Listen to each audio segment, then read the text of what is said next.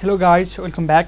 So आज चाहिँ हामी फाइल ह्यान्डलिङको फर्स्ट एउटा भनौँ न एउटा नयाँ फाइल क्रिएट गर्न जाँदैछौँ, क्रिएट न्यू फाइल युज गरेर है। अनि त्यसको लागि चाहिँ मैले एउटा फाइल ह्यान्डलिङ भन्ने प्याकेज अलरेडी बनाइसकेको छु।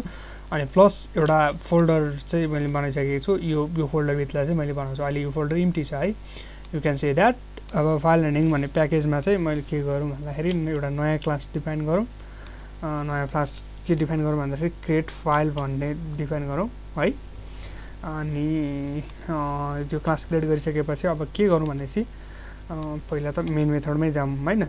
मेन मेथड गरेर ट्राई क्याच वाला गरौँ। त्यो चाहिँ किन भन्दाखेरि यो त सिग्नेचर जस्तै भइसक्यो होइन। कन्ट्रोल स्पेस हालौँ, यो हालिसकेपछि मेन मेथड आयो है। अब ट्राई क्याच वाला हालौँ, ट्राई हालौँ, त्यसपछि गएर क्याच हालौँ है त, क्याच। त्यसपछि जे एक्सेप्सन आयो। अब एक्सेप्सन भनौँ न केही रिपिट एक्सेप्सन के आयो भने फालिदिने काम गर्छ यसले। एक्सेप्सन इ आयो भने चाहिँ के गर्ने यसले, sys dot error sys out गर्दाखेरि त सिस आउट गरौँ न होइन। सिस आउट गरौँ, सिस आउट गरिसकेपछि के भनौँ, इरर भनेर के भन्दाखेरि इरर फालिदिउँ है। भनेर गरेपछि भइहाल्यो। अब हामीलाई अब के गर्नु पर्यो भन्दाखेरि फाइल मेथड चाहियो होइन त।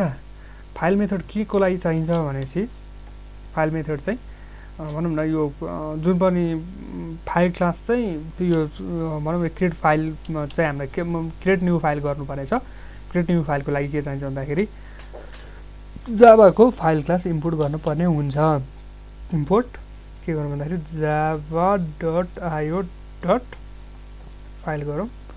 फाइल गरेपछि अब यसले के गर्छ भनेपछि इम्पोर्ट द फाइल क्लास गर्ने काम गर्छ है। इम्पोर्ट दि फाइल क्लास भनौँ होइन, जाभाको फाइल क्लास गर्छ। ओके, सेन्सिटिभ हुन्छ, यसलाई उयो गरिदिउँ है त फाइल क्लास। अब हामीलाई के गर्नु पर्नेछ, एउटा नयाँ अब्जेक्ट बनाउनु पऱ्यो है त। अब यसको लागि चाहिँ यो स्टेपहरू लेखौँ होइन। अब स्टेपहरू के लेख्यौँ भनेपछि एउटा चाहिँ हामीले फाइल एउटा उसको चाहिँ के गर्नु पर्यो भन्दाखेरि फाइलको अब्जेक्ट बनाउनु पर्यो। अब create the new object from file class होइन त। फाइल क्लासबाट चाहिँ एउटा नयाँ अब्जेक्ट बनाऊँ। त्यसपछि अर्को सेकेन्ड मेथड के गरौँ भनेदेखि अब के चाहिँ गरौँ, अब चाहिँ त्यसबाट चाहिँ क्रिएट न्यू फाइल एक्सेस गरेर क्रिएट न्यू फाइल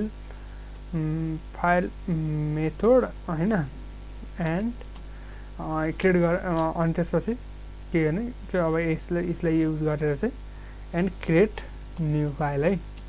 अब यसमा चाहिँ केही अब इफिल्स लगाइदिए पनि भयो होइन। अब इफिल्स लगाइदिउँ होइन। अब क्रिएट न्यू फाइल गऱ्यो भने भनौँ न यो फाइल क्रिएट गऱ्यो भनेर चाहिँ जुन फाइल क्रिएट गरेको त्यसको चाहिँ नेमसहित रिटर्न गरौँ, होइन भनेदेखि चाहिँ file already exist or some problem भन्ने फालिदिउँ है त। अब यसलाई अब फर्स्टकोलाई चाहिँ भनौँ न फर्स्टकोलाई एक्सेस गर्न, फर्स्टको क्लासलाई चाहिँ एक्सेस गर्न के गर्नुपर्छ भन्दाखेरि create new file new object from क्लासको लागि चाहिँ अब एउटा फाइल भन्ने क्लास युज गर्छौँ हामीले। त्यही भएर चाहिँ न्यू अब्जेक्ट बनाऊ, न्यू ओबिजे भनेर। त्यसपछि गएर के गरौँ भन्दाखेरि न्यू, त्यसपछि के हो फाइल, हामीले युज गर्न लागेको फाइल हो। त्यसपछि एउटा बनाऊँ, के बनाऊँ, डिरेक्ट्री दिउँ। डिरेक्ट्री के थियो मेरो, होमभित्र सन्दीपभित्र, त्यसपछि फाइल ह्यान्डलिङभित्र के थियो अर्को डिरेक्ट। अब फाइलको नाम दिनु पऱ्यो है।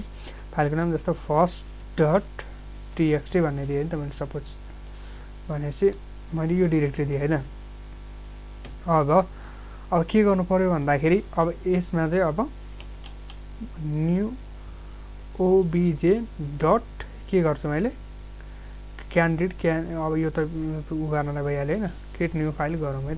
क्रिएट न्यू फाइल भन्ने मेथड कल गरौँ। यदि यो भयो भने चाहिँ के गरौँ मैले सिस आउट गरौँ के गर्नु सिस आउट गरौँ सिस आउटले के गर्छ फाइल क्रिएटेड गरौँ त्यसपछि फाइल क्रिएटेड भन्ने गरौँ त्यसपछि गएर चाहिँ अब के गरौँ भने चाहिँ फाइल क्रिएट गर्ने चाहिँ कुन फाइल क्रिएट गर्यो त भनेर लेखौँ है त त्यसको लागि के हुन्छ न्यू अब्जेक्ट भन्नेमा हामीले गरेको छ हैन न्यू ओबिजे भन्ने गरेको छ त्यसमा गेट नेम गरौँ के फाइल गरेर त्यसको चाहिँ गेट नेम भन्ने मेथड युज गरौँ है यति गरिसकेपछि अब यो सक्सेस भयो भने त यो भयो अब फेलको केसमा पनि हामीले थाहा पाउनु पर्यो यसमा केही प्रब्लम छ भने चाहिँ इल्स क्रिएट भएन भने अब एक्सेप्सनहरु आयो भने ट्राइक्लास ब्लकले ह्यान्डल गरिहाल्छ होइन अब चाहिँ होइन भनेदेखि चाहिँ के गर्ने भन्दाखेरि अरू केही प्रब्लम पनि त आउन सक्छ नि त त्यो केसमा के गर्ने भनेपछि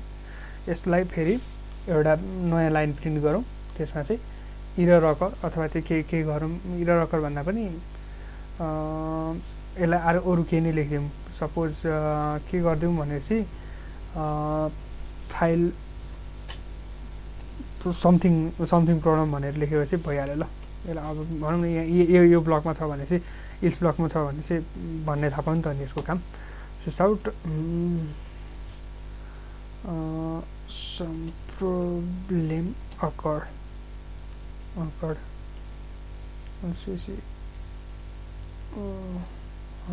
in the way भनौँ न होइन यो भनौँ अब यसलाई के गरौँ एक्जिक्युट गरौँ है त गरेर के गरौँ रन एज जावा एप्लिकेसन गरौँ है त नो सच फाइल डिरेक्टरी भने के भने भन्दाखेरि IO exception no such home सन्धि फाइल ह्यान्डलिङ यही बनाएन मैले डिरेक्टरी होम हो सरी ओके स्पेस भनिन्छ नि त ओके स्पेसभित्र बनायो नि त ओके स्पेसभित्र है अब यसलाई फेरि एक्जिक्युट गरौँ यहीँबाट रन गर्दा हुन्छ त्यसलाई भनेपछि file created first dot TXT भन्नेवाला बन्यो है अब यहाँ गएर हेरौँ फाइल ह्यान्डलिङमा फर्स्ट डट टीएक्सटी भन्नेवाला गयो यति गरिसकेपछि के भयो भन्दाखेरि एउटा नयाँ फाइल चाहिँ हामीले बनायौँ होइन फर्स्ट फाइल डट यु वाला बनायौँ अब फाइलमा राइट गर्नलाई चाहिँ के गर्ने भन्दाखेरि अब नेक्स्ट फाइलमा चाहिँ गरौँला है त नेक्स्ट भिडियोमा गरौँला राइटिङ इन्टु द फाइल